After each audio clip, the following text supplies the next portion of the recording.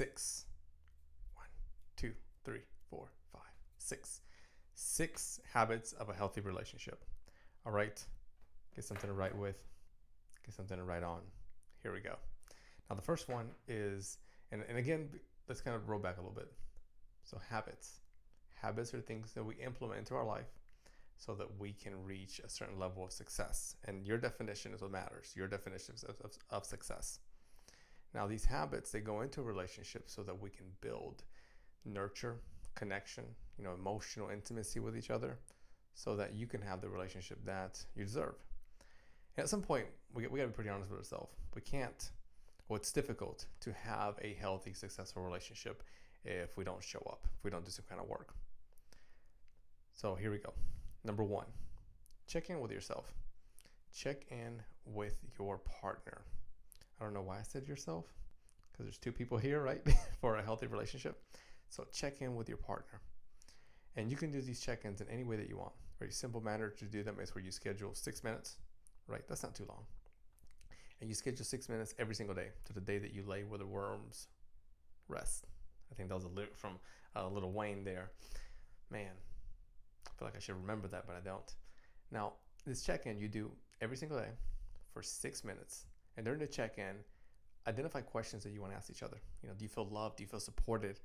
Do you feel that we are connecting sexually, intimately, spiritually with each other? The point of these questions are to merge, to bring you two together. Because, let's be honest, life is busy. If you're a parent, you're busy with that. If you're caretaking, if you're going to school, if you're going to work, there's a lot of things that we have on our plate. So these 6 minutes, they go a long way. That's habit number 1. Put those into play. Number 2, every day, every single day. Again, till you lay where the worms rest. I'm just going to stop there. Now, every day, I want you to take this practice into action, right? Here's habit number 2. Share appreciation with each other. What do you appreciate about me? What do I appreciate about you? Doesn't matter if it's a rough day. Doesn't matter if it's a day of conflict or tension. Every single day, nurture, feed your relationship. Habit number 3, have a code word. Now, code word, if you're not familiar with it, some videos I already did on the channel on it, so check those out. Code word is all about conflict resolution. You and your partner are different people, and just like my wife and I were different people. Certain things I find funny, she doesn't. Certain things that I do annoy her. Certain things that she does, where she's not watching, annoy me. A little humor there. Hopefully you like that humor. Now, that's just the way it is, right? We're different people. We come together. And we hold it down and we support each other. And because of that, we're going to need a code word during those times where maybe things aren't going in the right direction. It could be that I'm interacting with my wife and I'm getting heated. I'm getting hot. I'm about to say things I shouldn't say. And then at that point, before I engage and I disrespect her in some manner, I throw in that code word. Maybe the code word is phone, right? I say phone. And that means I pump my brake, she pumps her brake, and we got 30 minutes. 30 minutes of chill. Catch ourselves, make sure that whatever's going to come out of my mouth is going to be something beautiful, something constructive and supportive. So that's habit number 3. Habit number 4, meet your love languages. You can get on Google 5 love languages. It's really simple. Take the quiz, see what you got, see what your partner has. And then once you identify the answer, bring that as a habit into your relationship. One of those love languages is quality time. Identify which love language is your partner's love language. And then when you do, let them identify yours. And then every single day, my friends, meet those love languages. The more that you engage, the more that you nurture, the more you show up for your partner, they're going to feel good. And who gets to receive that? You get to receive that. You get to receive that. That's going to feel good.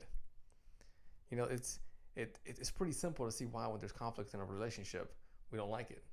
Because they don't feel good, so then they project it onto us, and then we don't feel good. Habit number 4. No, we just did number 4. Number 5. Habit number 5.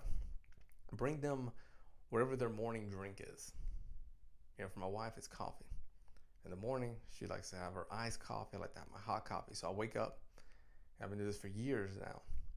And I wake up and I go get it. And I get that it's just coffee, right? It's not like I'm out here, saving people's lives or going to Mars and doing all sorts of things like that. I'm getting her coffee. And it takes no more than 5 minutes. But what happens is that, you implement a habit like this and your partner feels appreciated, they feel loved, they feel seen. Did you catch that? They feel loved. They feel priority. They feel seen. These three right here are often what brings people into a couples counseling session. I don't feel loved. I don't feel seen. I don't feel that I am a priority. So by putting this habit into play right now, you're able to address those, or at least work towards addressing them, chipping away little by little. Sit down with your partner, take a look at habit number 5 and see what's their drink that they would like in the morning.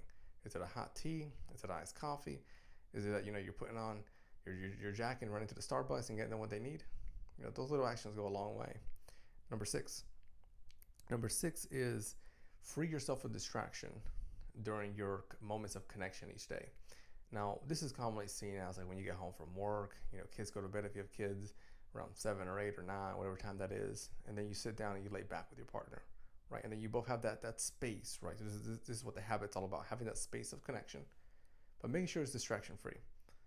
So for me, that's whenever the kids go to bed, I want to make sure that I'm not here looking at my phone while trying to communicate with my partner.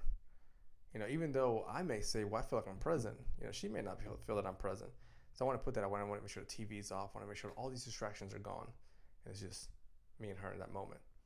And what's important about that is that typically connects to beautiful moments in your relationship. These moments where often they're in the beginning of the relationship or, scattered throughout, where you're able to have like deep emotional connection, like gazing into each other's eyes, just really making it beautiful. Habit number 7. And now I'm thinking, when I started this video, I said 6 habits, but I must have wrote 7. Because maybe I want to give you a little special treat here. So habit number 7, reconnect throughout the day.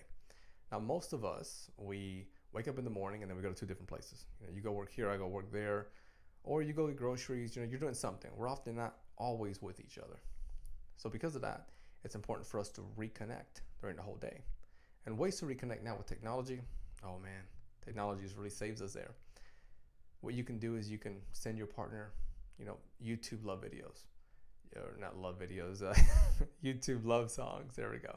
You can send them pictures from places you visited, different vacations you've had. You can send them a text, I love you, I miss you, I can't wait to hold you. You can send them a picture of what you're doing, just like, oh, I'm over here at work, just grinding. And what that does is it connects you during the day with your partner. And it's a nice habit because what happens is, you send these messages, you call them, you check in with them, throughout the entire day. And what takes place is that as the hours of the day go by, you remain really united. It's like you're there with the other person. This last habit here, it's often what strengthens long distance relationships. Couples that, one may be in Brazil, the other's in the US, and then people wonder, how are you guys doing it? How are you having this relationship with long distance? And often they are grinding, like they are reconnecting during the whole day, checking in with each other, sending messages and so forth. And if you think about that, my friends, all of these have to do with one core element: investment. You've heard things like your relationship is a plant. Water it, give it sun. So I ask you, are you willing to put these into play? Before you head off, let me know what you think about this video, questions that you have about it. Like, subscribe, share it with any couples out there, any individuals out there that you think they might find this helpful. This channel was created to support people, in different places of life. Hopefully you found this video helpful where you're at. I try to make sure I read and study so that whenever we get on here, I'm here with you in a very authentic and genuine way. All right, my friends, take care. Much love to you.